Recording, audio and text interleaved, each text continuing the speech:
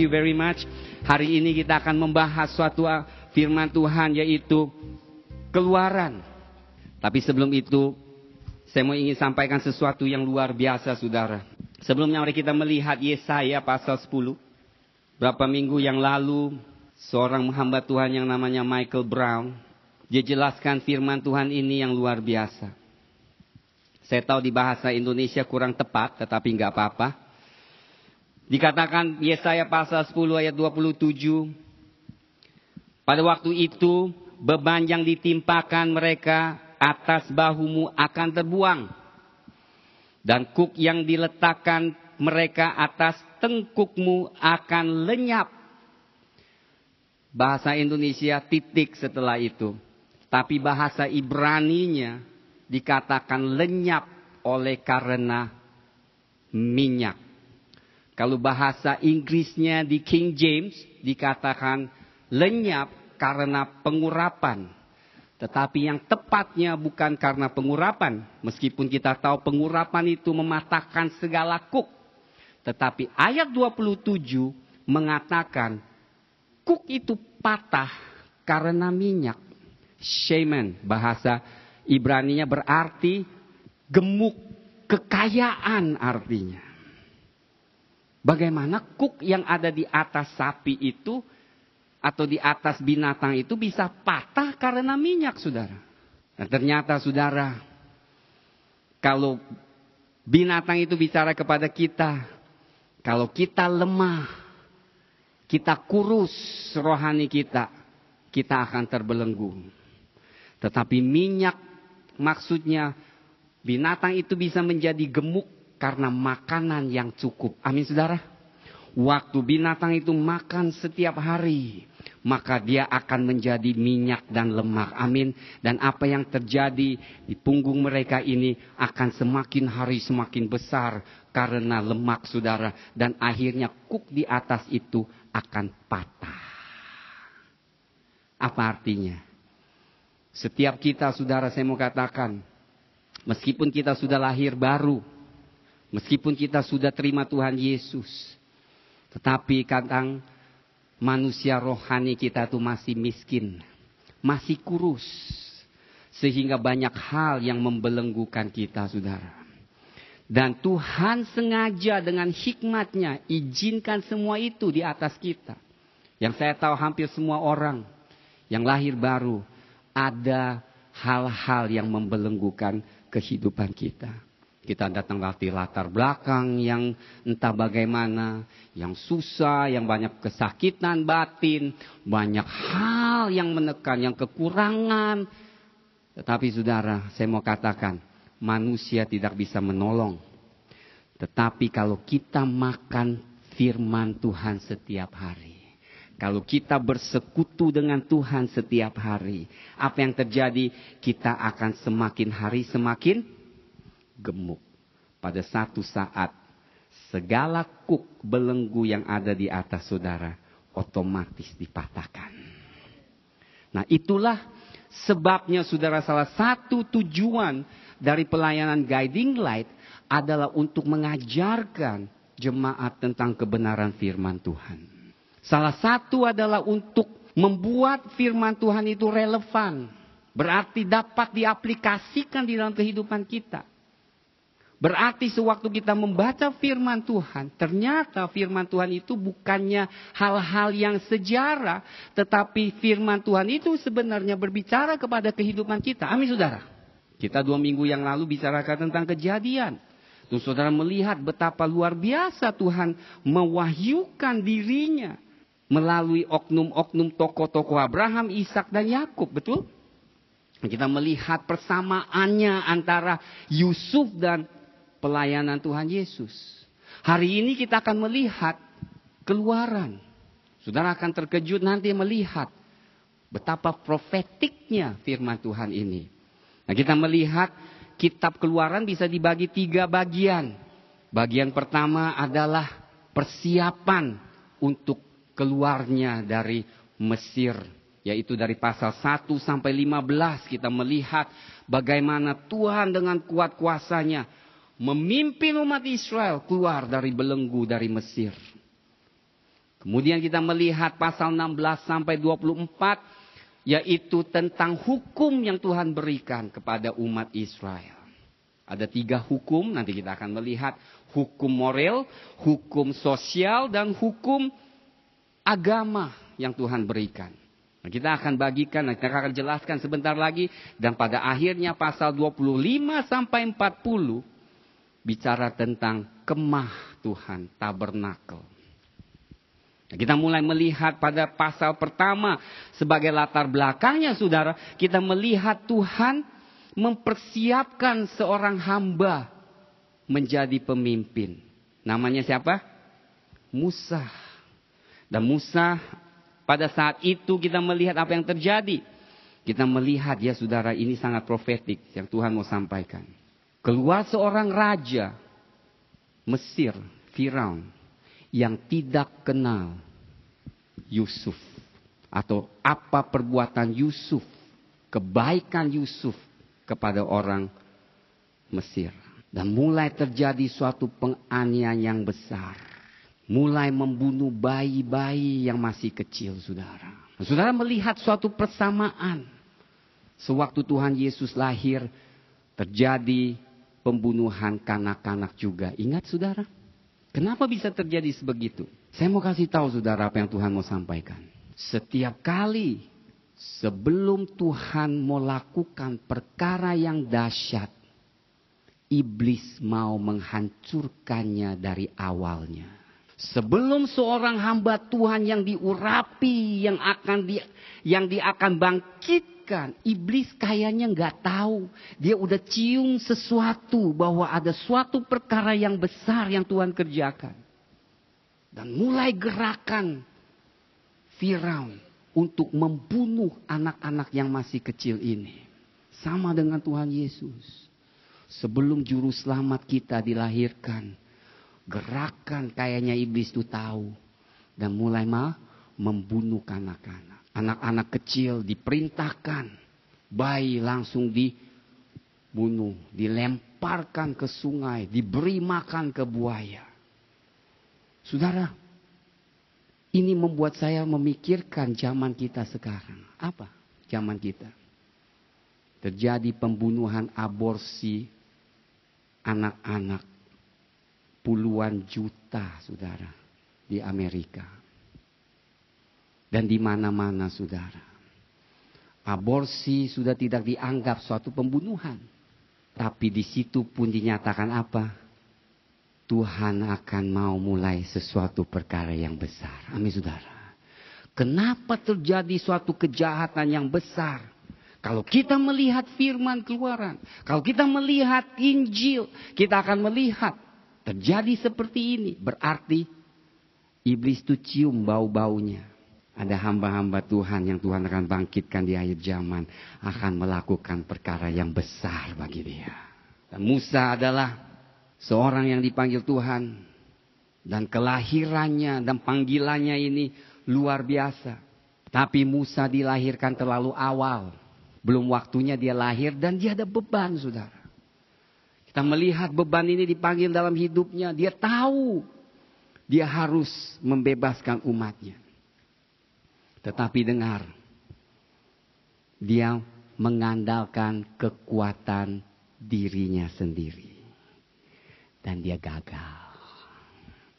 Bukan saja dia gagal, dia dikecewakan. Umat Israel tidak yakin dia sebagai pemimpin, saudara. Saudara, kita boleh ada beban. Kita boleh ada panggilan. Tetapi kalau waktunya belum tiba, kita harus sabar menantikan. Amin, saudara. Semua kita ada panggilan. Tetapi seringkali kita mau melakukan perkara yang besar. Tetapi kita tidak bisa lakukannya. Musa seperti itu. Dilahirkan 40 tahun sebelumnya. Akhirnya dia harus keluar ke padang gurun. Dia harus pergi dari Mesir. Dengar. Musa dididikan dengan pendidikan Mesir yang luar biasa. Di Kisah Para Rasul mengatakan dia adalah seorang orator yang dapat berbicara dengan pintar. Tetapi dengar, saudara. Dengan kuat kuasanya. Dia tidak bisa membebaskan umat Israel. hanya pada satu saat kita lihat, ya kan? Tuhan panggil dia. Dan kemudian Tuhan berikan dua hal, saudara ingat. Pesannya atau tugasnya dan caranya. Lihat, tugas dan cara penting sekali. Musa diberikan tugas apa? Apa tugasnya? Bebaskan umatku. Let my people go free. Betul? Ini adalah tugasnya. Ini adalah panggilan Musa. Ini adalah seumur hidupnya. Itulah kerinduannya. Tetapi dengan pesan atau tugas tetap tidak cukup. Dan Musa dilengkapi dengan kuasanya. Kuasanya apa? Tongkatnya. Jadi saudara ingat, sewaktu kita dipanggilkan, kita pasti terbeban oleh sesuatu. Itu adalah tugas dan pesan. Kedua, kita harus dilengkapi dengan kuasanya.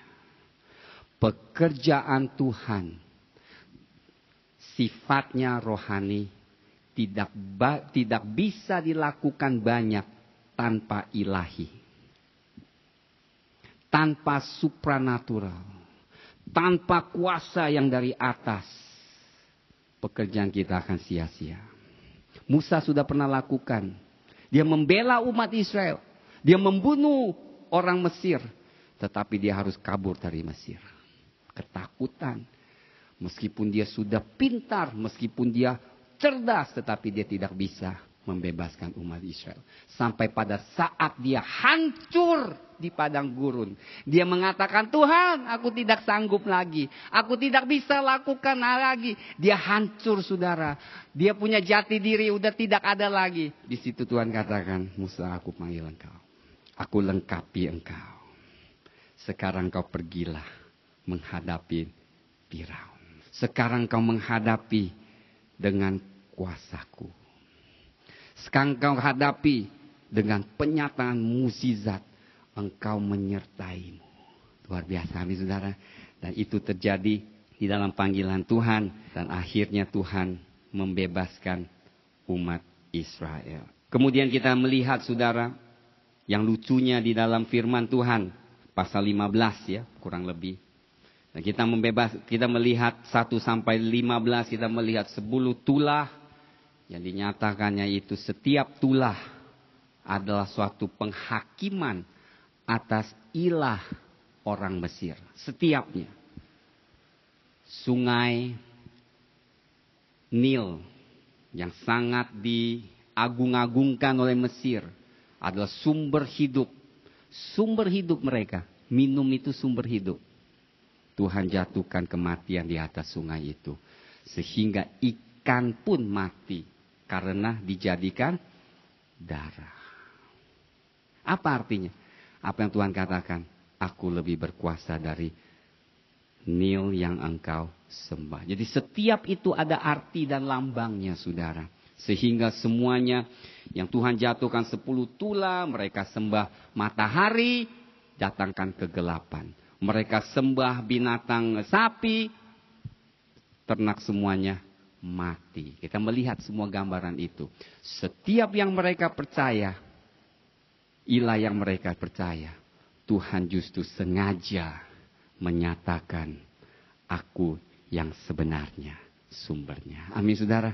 Luar biasa keluaran itu. Dan kita melihat saudara, ini menggambarkan satu pasal 1 sampai 15 menggambarkan seperti gereja, jemaat. Gereja kita yang pertama keluar dari tindasan belenggu yang dari Mesir. Dan Tuhan menolong kita, selamatkan kita, sehingga kita keluar dari Mesir dengan kuat kuasa Tuhan.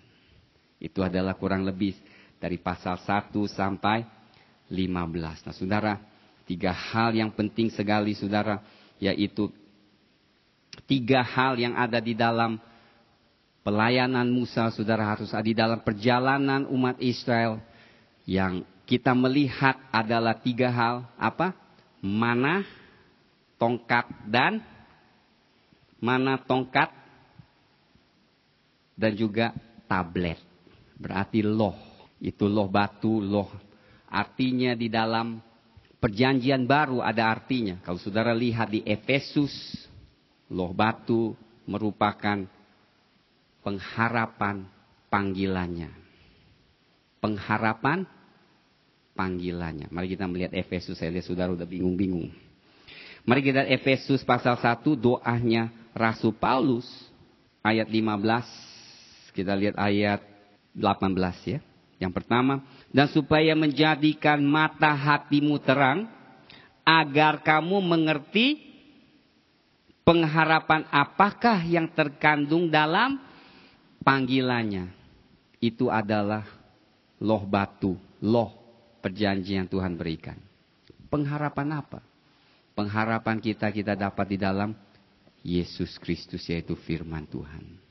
Kedua, kita melihat di sini betapa kayanya kemuliaan bagi yang ditentukannya bagi orang-orang kudus. Kekayaan itu ada di mana? Mana adalah makanan yang Tuhan berikan secara ilahi selama 40 tahun. Kekayaan Tuhan yang berlimpah-limpah, yang mencukupi. Amin saudara. Apakah saudara bisa percaya hal itu? Saudara, seringkali kita kurang yakin. Seringkali kita tidak yakin apakah Tuhan sanggup mencukupi. Sebelum mukjizat terjadi, kadang kita udah bersungut-sungut saudara. Kita udah marah-marah. Kita udah gak sabar. Kok gue susah melulu? Kenapa tidak ada terobosan? Saudara, saya mau katakan. Tuhan tidak berikan sekaligus ke umat Israel makanan 40 tahun. Mau gak saudara diberikan makanan 40 tahun sekaligus? Makan sehari besoknya rusak habis. Apalagi di padang gurun. Panas, cepat kering, ya kan? Tapi kekayaannya saudara adalah kesetiaannya. Yang memberikan kita pada waktu yang paling tepat. Amin saudara. Setiap pagi mana itu turun. Dan umat Israel tidak boleh ambil lebih daripada yang sudah dibutuhkan. Ada yang kita melihat, ada yang sengaja simpen untuk besok harinya. Akhirnya apa? Busuk dan Tuhan marah saudara. Artinya apa? Artinya biarlah kita beriman. Amin. Yang besok nggak usah dikhawatirkan. Bukan Tuhan Yesus katakan di situ. Di Matius pasal 6. Jangan kamu khawatir. Umat Israel waktu dipimpin ke padang gurun. Tuhan mau mengajarkan mereka. Percayalah kepada aku. Sumber dari segala sesuatu. Amin saudara. Luar biasa saudara. Tapi umat Israel tidak bisa percaya. Padang gurun tidak ada makanan. Umat Israel paling sedikit ratusan ribu. Tetapi Tuhan tidak pernah ingkar janjinya. Dan ketiga saudara adalah kebesaran kuasanya yang ada di tongkat. 3 benda ini disimpan di dalam tabut perjanjian. Saudara ingat. 3 benda ini. Sebotol mana, loh perjanjian, dan juga tongkat Musa, semuanya disimpan di mana? Di tabut perjanjian. Tongkat adalah kuasa yang Tuhan berikan kepada kita. Di sini di pasal 1 ayat 18 Efesus mengatakan apa? Dikatakan betapa hebat ayat 19 kuasanya bagi kita yang percaya. Ya kan? Sesuai dengan kekuatan kuasanya yang dikerjakannya di dalam Kristus dengan membangkitkan dia dari antara orang maut dan mendudukkan dia di sebelah kanannya di surga. Dengar, 3 hal ini seharusnya menjadi tanda gereja Tuhan Yesus Kristus. Kekayaan kita ada dalam Kristus. Kuasa kita ada di dalam Roh Kudus. Amin saudara. Perjanjian kita dengan Allah Bapa. Seandainya gereja mengerti panggilan kita. Dan mencari-cari kekayaan rohani. Gereja ini akan mendatangkan dampak yang dahsyat di mana saja berada. Betul nggak? Sekarang maaf kata, kita kurang kuasanya, kita kurang kekayaannya, kita kurang pengharapannya. Kita melihat manusia, kita tidak melihat Tuhan Yesus sebagai sumbernya. Kita melihat medis dokter untuk kesembuhan, kita tidak melihat kesembuhan ilahi yang Tuhan bisa berikan. Kita minta kepada orang yang ada, kita tidak lihat Tuhan yang lebih kaya, yang sanggup mencukupkan lebih dari apa yang kita pikirkan. Saudara percayalah, dalam segala kesulitan saya melihat kesetiaan Tuhan dalam hidup saya tidak berkesudahan. 3 minggu yang lalu, anak saya mengajukan, Joanna mengajukan sekolah di Singapura. 3 universitas di Singapura yang top, National University of Singapore, Nanyang Technical University, serta SMU, Singapore Management University. Dari ranking top, menengah, sampai yang ranking ketiga. Kita pikir ya minimal ada 1 yang terima. Saudara, 2 yang top reject, yang ketiga nggak ada kabarnya. Nggak habis pikir, saudara. Karena kita nggak mau dia pergi jauh-jauh. Ya Singapura lah 1 jam cukup. Tetapi saudara, Tuhan ada rencana yang indah. Amin. Di Australia diterima, saudara. Yang rankingnya menurut QS lebih tinggi dari National University of Singapore. Nggak habis pikir. Saya nggak mau ke Australia maupun Kanada. Udah jauh, mahal, saudara. Tapi Tuhan ada rencana, saudara. Oleh sebab itu, saudara, mungkin kita tidak dapat apa yang kita mau. Saya tahu istri saya dan anak saya itu sangat kecewa karena tidak dapat diterima di Singapura. Tetapi ada negara yang lebih besar yang mau terima. Pasal 16 sampai pasal 24, saudara, kita akan lihat. Dan kita akan melihat simbol-simbolnya luar biasa. Pasal 16 sampai 24. Kita melihat pasal 16 bicara tentang mana. Tadi kita sudah sampaikan. Dan kemudian kita melihat ada 3 jenis hukum. Nah, saudara, saya mau saudara perhatikan 3 jenis hukum ini. Yang pertama adalah hukum perintah Allah, yaitu commandments. 10 perintah. Itu adalah perintah dari Tuhan. Moral. Perintah moral. Moral law. Perintah moral. Ini ada dari Tuhan. Saudara, saya mau jelaskan sesuatu yang penting. Nanti sebentar saya akan sampaikan. Kedua adalah perintah sosial atau hukum sosial. Yaitu bagaimana kita interaksi satu dengan yang lain. Tuhan telah berikan perintah itu kepada umat Israel. Dan terakhir adalah perintah agama, ritual. Yaitu judgment. Yaitu berarti bagaimana datang ke rumah Tuhan dengan ritual-ritual yang harus dilakukan. Nah, saudara, dengar, ada 3 perintah. Perintah agama sudah digenapi dalam Tuhan Yesus. Perintah sosial hanya mengambil prinsip kebenarannya. Perintah commandments, moral, tetap ada, tetap berlaku. Jadi, waktu Tuhan Yesus mati dan bangkit, saudara. Saudara harus tahu. Hanya perintah agama yang digenapi, yang tidak usah dilakukan lagi. Kita tidak lagi mengikuti persembahan binatang dan sebagainya. Karena Tuhan Yesus sudah menggenapi itu. Perintah sosial. Tetap prinsipnya kita ambil. Misalnya apa? Misalnya kalau orang curi seekor sapi, ditangkap harus kembaliin 4 sapi, kira-kira begitu. Prinsip itu diterapkan, berarti ada hukuman. Tetapi perintah moral, terkecuali perintah Sabat, tetap berlaku. Ingat, tetap berlaku. Bahkan bukan berlaku lagi. Kita pernah bahas di Matius pasal 5, khotbah di atas bukit. Yesus menuntut kita hidup standar moral lebih tinggi dari 10 perintah. Betul nggak? Ingat, iya kan?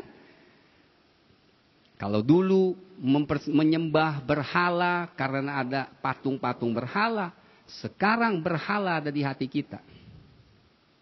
Kalau kita mementingkan hal lain lebih dari Tuhan, itu udah berhala. Di 10 perintah mengatakan, janganlah engkau berzina. Dengan melakukannya secara fisik, itu nggak diizinkan. Tapi di perjanjian baru, membayangkan perzinahan, sudah berzina di mata Tuhan. Jadi saudara, kalau saudara dengar ada yang bilang 10 perintah itu udah lewat, tidak berlaku lagi, saudara keliru. Perjanjian baru tidak meniadakan 10 perintah. Bahkan mengangkat standar 10 perintah itu. Saudara tahu nggak, saya baru dapat pengetahuan. Kenapa? Saudara dengar baik-baik. Di dalam peperangan zaman Perang Dunia Kedua, saya baru tahu latar belakangnya. Kenapa zamannya Nazi mau membunuh umat Yahudi, saudara?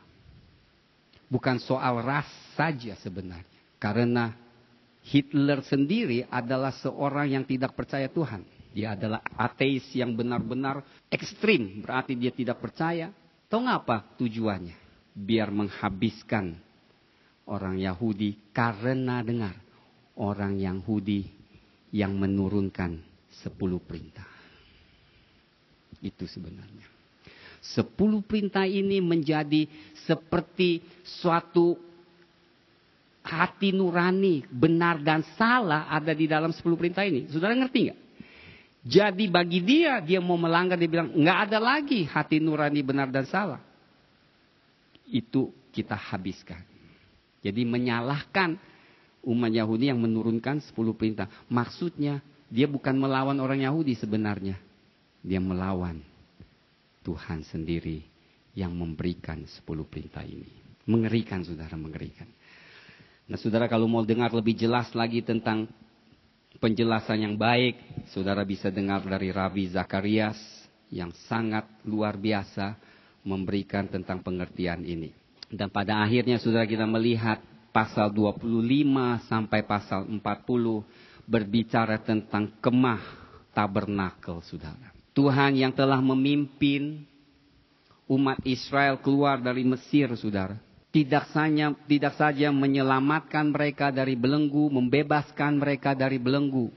Tetapi tujuan Tuhan yang pertama adalah supaya umat Israel bisa bersekutu dengan Tuhan melalui kemahnya, tabernakel. Nah, saudara, yang seperti saya katakan, saudara. Galatia mengatakan sebelum Tuhan Yesus dikirim, itu keluar hukum dulu. Kenapa? Karena hukum ini supaya kita tidak jatuh lebih dalam dosa, maksud Tuhan. Dan mempersiapkan umat Israel untuk menerima Mesiasnya. Nah, oleh sebab itu apa yang Tuhan kerjakan di dalam kemah ini, setiap bahan yang dipakai, setiap perabot yang ada, itu semua menunjuk kepada Tuhan Yesus Kristus. Luar biasa. Nah, kalau kita melihat, saudara, dari persembahan, mari kita melihat Keluaran 25 pasal 3 sampai 7, kita akan melihat, saudara, ada barang-barang yang diminta oleh Tuhan. Inilah persembahan khusus yang harus kamu pungut dari mereka. Apa? Emas, perak, tembaga, kain ungu tua, kain ungu muda, sebenarnya itu kain warna biru ya, ungu muda. Kain kirmisi itu adalah warna merah. Lenan halus warna putih. Bulu kambing, kulit domba jantan yang diwarnai merah, kulit lumba-lumba dan kayu. Penaga minyak untuk lampu, rempah-rempah untuk minyak urapan dan untuk ukupan dari wangi-wangian. Permata krisopras dan permata tatahan untuk baju efod dan untuk tutup dada. Dan mereka harus membuat tempat kudus bagiku supaya aku akan diam di tengah-tengah mereka. Menurut segala apa yang kutunjukkan kepadamu sebagai contoh kemas suci dan sebagai contoh segala perabotannya, demikianlah harus kamu membuatnya. Saudara lihat dari perjanjian lama, kerinduan Allah adalah bersama-sama dengan umatnya. Kerinduan Tuhan adalah tinggal di tengah-tengah umatnya. Amin saudara. Kerinduan Tuhan tinggal di dalam saudara. Tinggal di tengah-tengah saudara-saudara. Dia tidak mau sebenarnya jauh dari kita. Saudara, saya melihat dari awal sampai akhir Tuhan tuh senang bersama-sama kita. Amin saudara. Apa yang menjauhkan dia dari kita adalah dosa dan najis. Ini yang menjauhkan dia dari kita. Emas artinya keilahian. Saudara, saya mau ajarkan ini penting sekali. Kenapa ini penting? Lambang-lambang ini menunjuk kepada Tuhan dan juga saudara belajar di dalam visi yang saudara terima, mimpi, nanti saudara akan melihat lambang-lambang ini akan menjadi interpretasi arti dari mimpi saudara atau visi yang saudara lihat. Jadi sekaligus saya doa impartasi penafsiran mimpi dan visi. Emas selalu berarti ilahi, berarti Tuhan, divine, emas. Kalau saudara lihat di dalam itu emas, makanya di dalam di kemah perjanjian, tabut perjanjian itu ditutup bungkus emas. Mesbah ukupan, emas. Kaki dian, emas. Meja roti sajian, emas. Emas berarti keilahian. Is divine, divinity. Silver. Silver itu apa? Perak. Perak itu artinya penebusan. Redemption. Saudara kalau lihat emas di dalam imamat nanti, dia akan hitung berapa sikal perak yang harus diberikan kepada Tuhan. Berarti penebusan. Tembaga, penghakiman. Kain ungu muda, Yesus sebagai anak Allah. Kain ungu, Yesus sebagai raja. Ingat, ungu selalu berbicara tentang royalty, kerajaan. Dulu kalau orang pakai jubah ungu, dia darang dari orang yang kaya. Yesus sebagai raja. Scarlet yarn yang merah, kirmisi, dia warnanya merah. Yesus sebagai juru selamat. Merah darah ditebus juru selamat. Lenan halus, warna putih, Yesus adalah manusia sempurna. Dia kudus. Dia tidak bercacat celah. Putih. Bulu kambing, Yesus sebagai nabi. Kulit domba jantan, Yesus sebagai komandan kita. Dia adalah gambaran sebagai komandan tentara. Kulit lumba-lumba, Yesus menjadi dosa. 2 Korintus 5:21. Dia yang tidak berdosa menjadi dosa sehingga kita bisa menjadi kebenaran. Dibenarkan di hadapan Tuhan. Kayu akasia, Yesus sebagai manusia yang tidak korup, yang tidak akan rusak, ya istilah korup, incorruptible man. Minyak bicara tentang urapan, rempah-rempah menyembah, dupa wewangian doa, dan batu-batu permata berbicara gereja. Jadi lihat saudara, di dalam kemah itu semua bahan yang dituntut oleh Tuhan semua menuju kepada, hampir kepada Tuhan Yesus. Dan yang saya senang adalah ukupan atau incense ya. Di pasal 30, 34. Ukupan yang kudus ada 4 hal. Saudara, saya mau saudara perhatikan 4 hal ini. Khususnya bagi saudara yang memuji, menyembah Tuhan. Supaya saudara mengerti apa artinya ini. Karena ukupan ini adalah sesuatu yang dibakar. Persis meja ukupan itu ada di hadapan tirai. Di hadapan tirai yang memasuki ruang yang maha kudus. Dan meja ukupan itu menggambarkan apa? Sebelum kita bisa masuk di dalam hadirat Tuhan, pujian penyembahan adalah mutlak. Oleh sebab itu, kenapa kita waktu dalam pujian penyembahan kita merasakan hadirat Tuhan? Karena ini, saudara. Kenapa gereja begitu penting memuji menyembah Tuhan dan mengundang hadirat Tuhan? Karena sebelum kita bisa bertemu Yesus muka dengan muka, kita harus ditutup bungkus dengan pujian penyembahan. Jadi kita semua orang Kristen harus bisa memuji menyanyi. Amin, saudara. Harus bisa nyanyi. Pak, suara fals, gak apa-apa. Hati yang nyanyi. Amin, saudara. Suara fals nyanyinya, ya jangan kenceng-kenceng supaya yang lain bisa gak bingung. Yang bingung bukan yang nyanyi, tapi yang pemain musik bisa bingung. Ada 4 hal ini, saudara. Getah damar, artinya di bahasa Ibrani tetesan. Di dalam Amos berarti anggur, yaitu simbol dari Roh Kudus. Sehingga getah damar artinya lagu rohani. Ingat Efesus mengatakan psalms, hymns, and spiritual songs. Spiritual songs adalah lagu rohani. Amin, saudara. Di dalam hadapan hadirat Tuhan, kita harus bisa menyanyikan lagu yang dipimpin oleh Roh Kudus. Kedua, kulit lokam. Artinya memang kulit dari sesuatu yang mewangikan. Artinya apa? Dia adalah simbol kesembuhan, saudara. Ini bicara tentang Mazmur. Mazmur merupakan kesaksian hidup kita. Yang selalu mulainya susah, akhirnya Tuhan berikan terobosan. Mazmur menggambarkan seruan manusia dan kesetiaan Tuhan untuk menolong. Amin, saudara. Amin, saudara. Jadi bagi kita, saudara, dengar baik-baik. Makanya, bagi orang yang telah mengalami salib, mengalami penderitaan.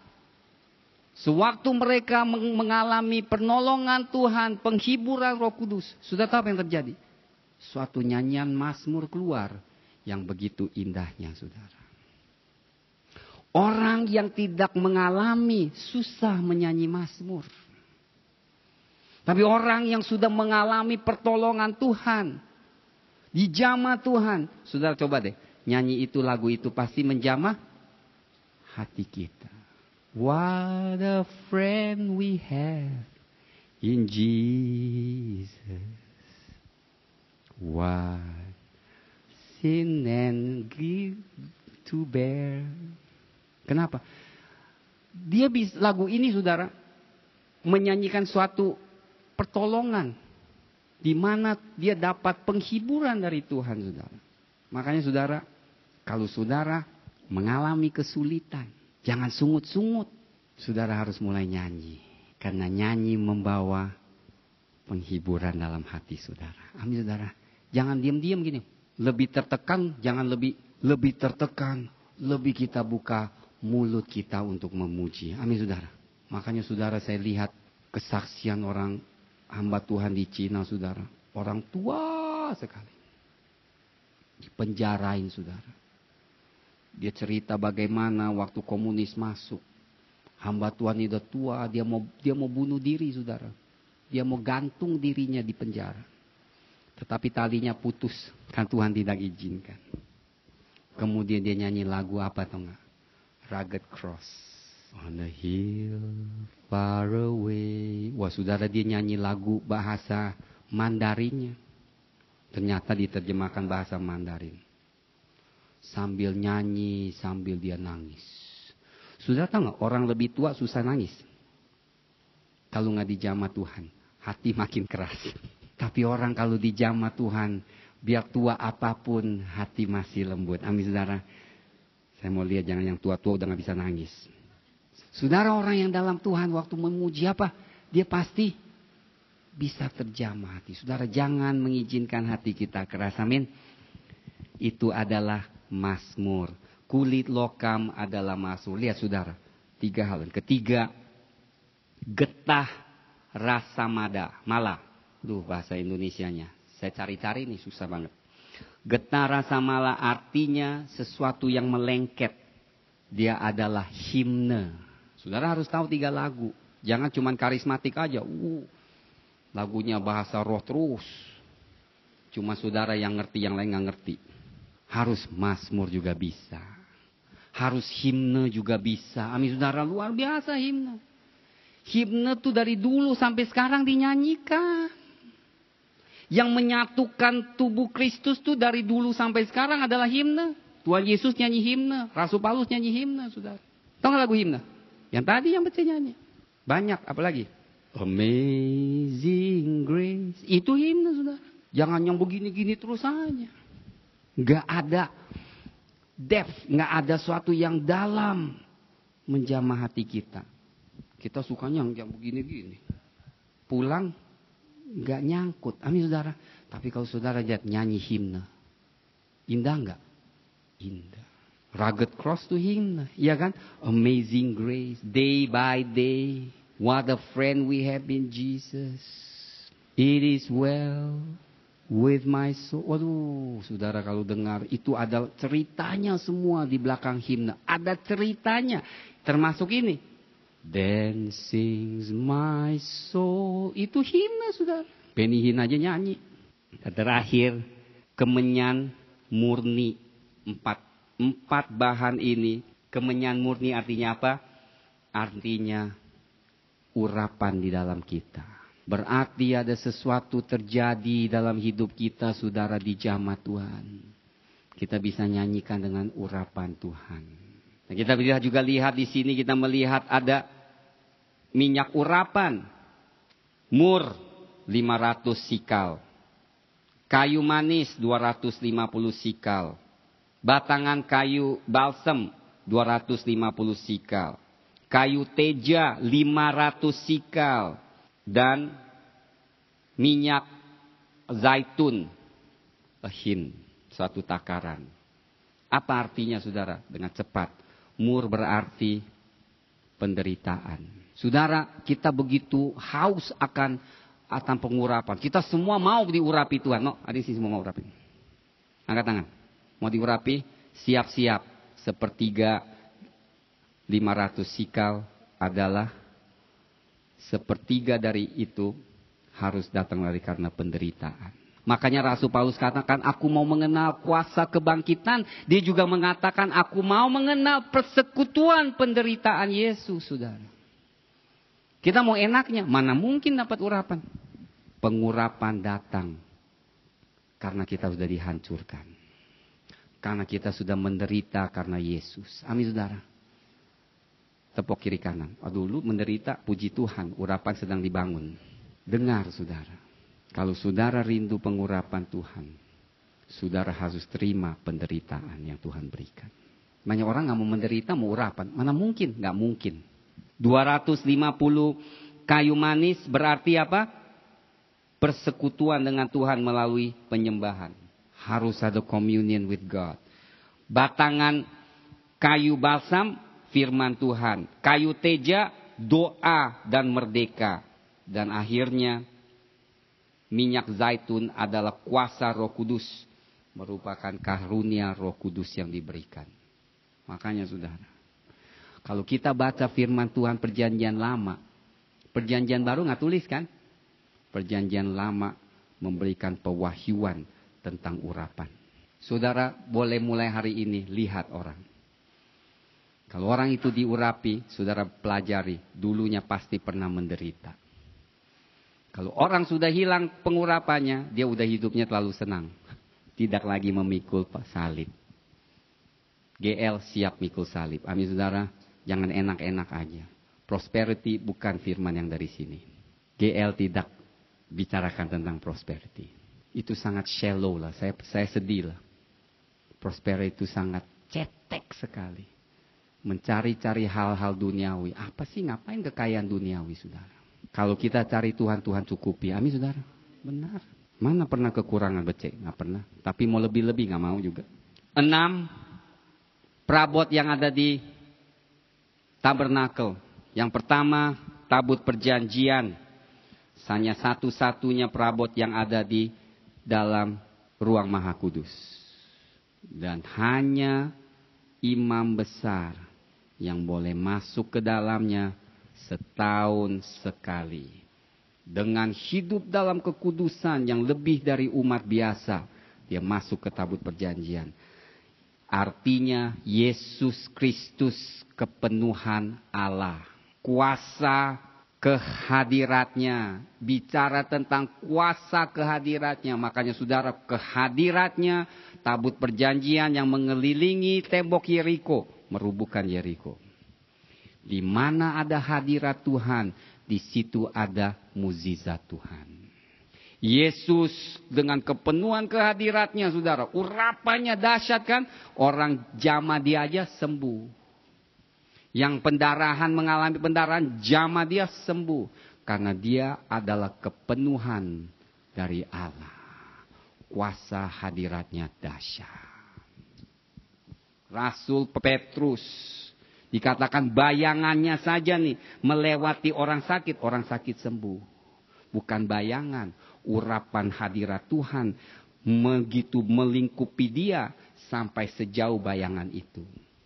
Sehingga orang nggak usah jamah Petrus, dilewatinya dengan anginnya gini, set, sembuh. Kedua, meja roti sajian. Saudara ingat, dibuat dari acacia wood, dibungkus. Meja sajian ini artinya apa? Karena dia dimahkotai 2 kali, saudara. Artinya Yesus, Tuhan di atas Tuhan, Raja di atas Raja. Kuasa nama Tuhan Yesus. Kuasa namanya. Kita tengking setan di dalam nama Tuhan Yesus. Betul? Meja roti sajian. Ketiga, kaki dian atau pelita emas. Yesus Kristus sebagai pembaptis Roh Kudus. Kuasa Roh Kudus. 6 perabot ini ada artinya semua, saudara. Di kaki dian itu kita, saudara, bisa melihat. Kan ada 7 batang. 6 batang sampingnya, 3 ada elemen, ada mangkok. Di sini 9, di sini 9. 9 karunia Roh Kudus, 9 buah Roh Kudus.